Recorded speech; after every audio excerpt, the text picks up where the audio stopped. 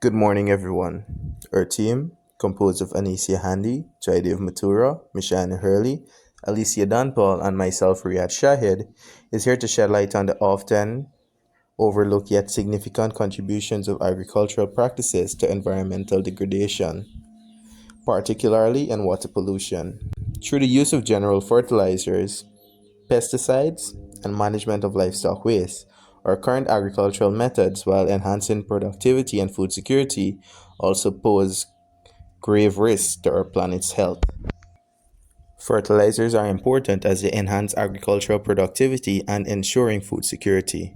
However, their extensive use raises significant concerns regarding environmental pollution. One notable issue arises from runoff, wherein excess fertilizers applied to fields are carried by rainfall into nearby water bodies, such as rivers and lakes. These fertilizers contain substances like nitrogen and phosphorus, which can stimulate excessive algae growth, adversely affecting aquatic ecosystems by obstructing sunlight penetration and depleting oxygen levels. Additionally, there is concern regarding groundwater contaminations. Nutrients from fertilizers can infiltrate the soil and contaminate groundwater sources, posing serious health risks, particularly for vulnerable demographics such as infants and pregnant women. The emissions released during fertilizer application contribute to air pollution. Ammonia emissions and nitrogen oxides can combine with other pollutants, forming fine particulate matter that can compromise respiratory health. The excessive nutrients from fertilizers can also lead to eutrophication, a phenomenon characterized by accelerated algae growth and subsequent oxygen depletion in water bodies. This can have far reaching environmental, economic, and public health ramifications. It is imperative to exercise judicious management of fertilizer use and embrace sustainable agricultural practices to mitigate these adverse impacts and safeguard both ecosystems and human health in the long term. I would like to address the critical issues highlighted by the affirmative team regarding livestock waste and agriculture practices. Firstly, it's undeniable that improper management of livestock waste can have severe consequences when manure is not handled correctly. It can indeed release harmful bacteria, pathogen, and excess nutrient into nearby water bodies, posing a risk to both aquatic ecosystem and human health. This is a significant concern that warrants urgent attention and better management practices. Moreover, my team rightfully points out the detrimental effect of nitrogen and phosphorus pollution from fertilizer.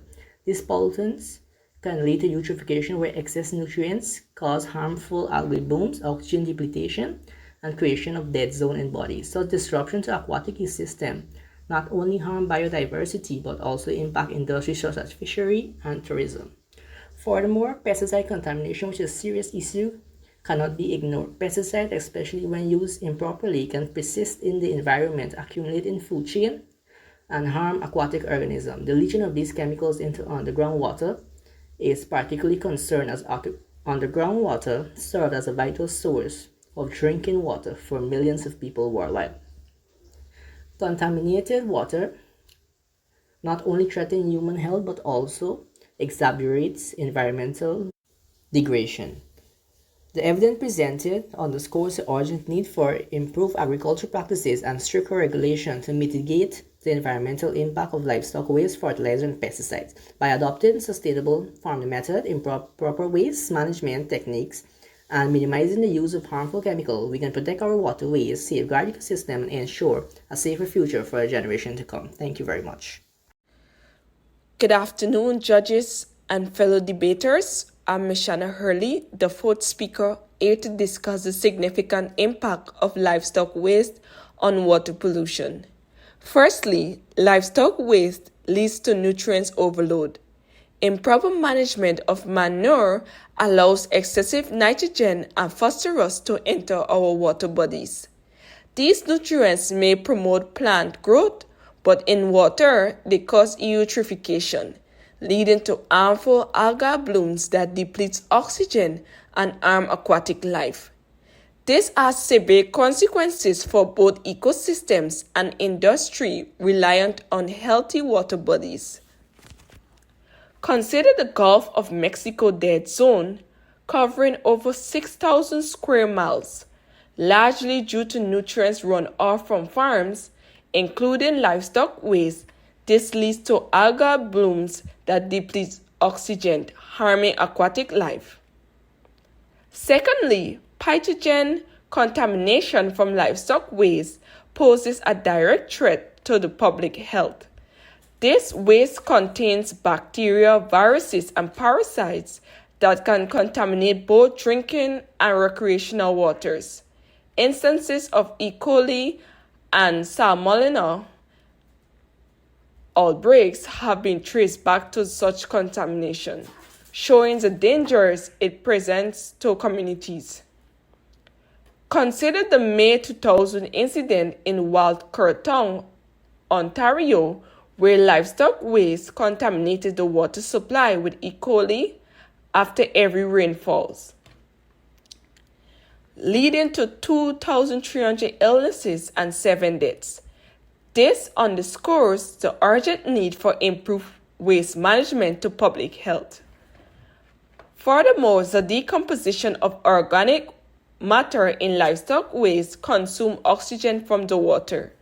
This process, known as biochemical oxygen demand, leads to the reduced oxygen level, creating dead zones where no aquatic life can survive. These dead zones are far-reaching ecological consequences, disrupting ecosystem and diminishing biodiversity. Thank you very much. Now I'll hand you over to the next speaker. Good evening, everyone. Today I stand before you to affirm that agriculture significantly contributes to water pollution, specifically through soil erosion and sedimentation. To begin, let's examine deforestation. According to the Food and Agriculture Organization, around 80% of global deforestation is caused by agricultural expansion. As forests are cleared for farming, the protective canopy is lost, exposing the soil to erosion. A study published in the journal Nature Communications found that deforestation increases soil erosion rates by up to 2,000 times compared to forested areas. This sediment runoff finds ways into water bodies, thus contributing to pollution. Secondly, consider the practices of tilling and overgrazing. Intensive soil disturbance and overgrazing leave the soil vulnerable to erosion by wind and water. Tilling breaks up the soil structure, making it easier for rainwater to wash away the soil particles. Overgrazing removes vegetation that holds the soil together. As a consequence, we witness higher rates of soil erosion, leading to increased sedimentation in water bodies. Furthermore, sedimentation doesn't just cloud the water, it brings along pollutants like fertilizers and pesticides that were applied to agricultural fields. For example, a report by the Environmental Protection Agency found that sediments is the most common pollutant in the U.S. waterways, and agricultural runoff is a significant source. So, in conclusion, the link between agriculture and water pollution through soil erosion and sedimentation is undeniable, whether it's deforestation, tilling, or overgrazing. These agricultural practices contribute to the degradation of our waterways. Good day, everyone. My name is Shania Jackson, and welcome to the opposing team. As the first speaker opposing the notion that agriculture causes water pollution, I want to first underscore the supreme importance of agriculture in our society. Now, according to Danish Saad, who is an experienced digital marketing professional, his research showed that agriculture isn't just a sector of our economy, it's the bedrock of our civilization, sustaining billions of people and driving economic prosperity worldwide. Okay, so agriculture undeniably plays a role in water pollution, yes, but let's not fail to recognize that the blame cannot solely rest on this sector. Let's take Guyana for example. The pollution crisis facing Guyana stems from a combination of industrial discharges, urban activities, and inadequate waste management practices, all of which contribute significantly to contaminating water sources. For instance, let's say we have urban water pollution. Now, studies have shown that urbanization is identified by Guyana's Environmental Protection Agency as a critical contributor to water contamination, ranking as the second most prevalent source of water quality impairment in estuaries. Furthermore, urban areas themselves are hotspots for pollution, and of course, this is by improper waste management, which exacerbates the problem, with pollutants leaking into groundwater and contaminating surface water sources. We also have industrial pollution, which involves refineries, pharmaceutical, sugar production, etc. Also contains pollutants and chemicals that can have detrimental effects on aquatic ecosystems and human health, as being reviewed by Fox in 2019, a member of the Borgen Project. Mining activities, which is another critical industry in Guyana, add another layer to the pollution crisis because the use of chemicals like mercury in mining operations not only pollutes water bodies directly but also poses long term environmental and health risks. So, in essence, while agriculture contributes to water pollution, it is just one piece of a larger puzzle. To effectively address the water crisis in Guyana, we must consider and tackle the contributions of all sectors, including industrial, urban, and mining activities, along with implementing robust waste management practices and regulatory measures across the board, which will be argued by my fellow team. Thank you. Today I stand before you to challenge the notion that agriculture causes water pollution.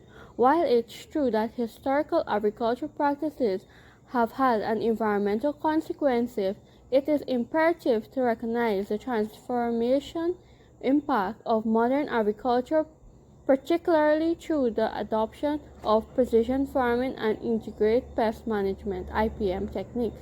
These innovation approach not only mitigate water pollution but also prevent harmful substances from being released into the environment.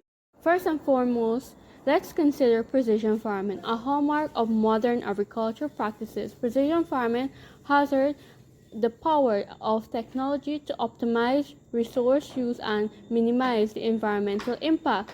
Through precise application of inputs such as water, fertilizers, pesticides, farmers can tailor these practices to a specific need of each crop and field. By minimizing the use of chemical and ensuring the target application, precise farming significantly reduces the risk of water pollution. Precise farming has been proven to significantly reduce nutrient runoff and pesticides contamination of water body. By accurately applying fertilizers and waters, farmers reduce the waste and minimize it or increase yields while using 20% to 40% less water and fertilizer, according to the Environmental Benefit Precision Agriculture quantified.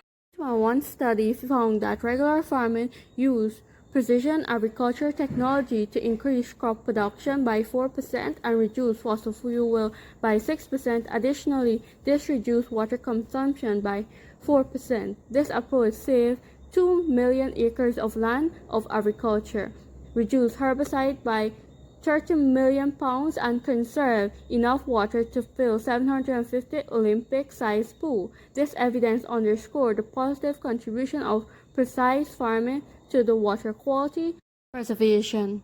Furthermore, integrated pest management (IPM) represents the paradigm shift in pest control strategies, emphasizing the ecological approach to pest management while minimizing the reliance on chemical pesticides. IPM techniques to integrate various control tactics that includes biological control, culture practices, and monitoring system to manage pests effectively and sustainably. By utilizing the combination of the method tailored to the specific pest population and environmental condition, IPM reduces the need chemical pesticides and mitigating their potential impact to water quality. According to the environmental benefit of precision article quantify, improved that fertilizer application effectively by 7% decreased the herbicides and pesticides by the use of 9%. Research has demonstrated that the IPM practices result in lower pesticide residue in water bodies and contribute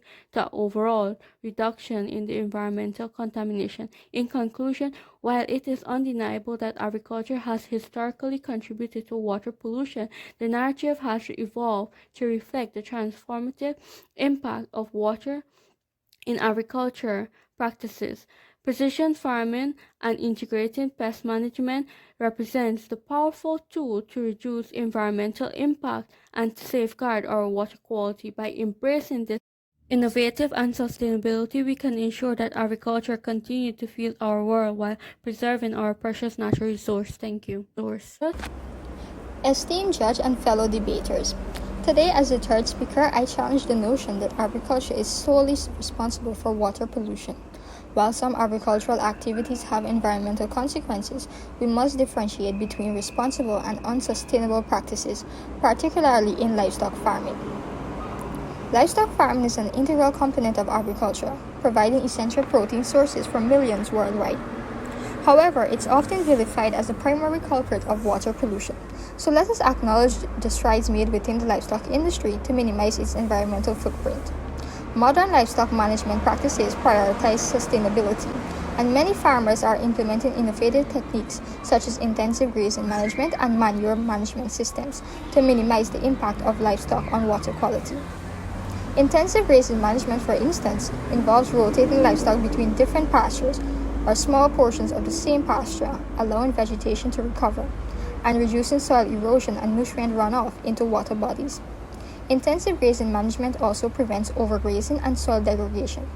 Fencing animals away from water bodies along with buffer zones also reduce water pollution by preventing erosion and feces and urine contamination, as stated in an online article written by Matthew Duran.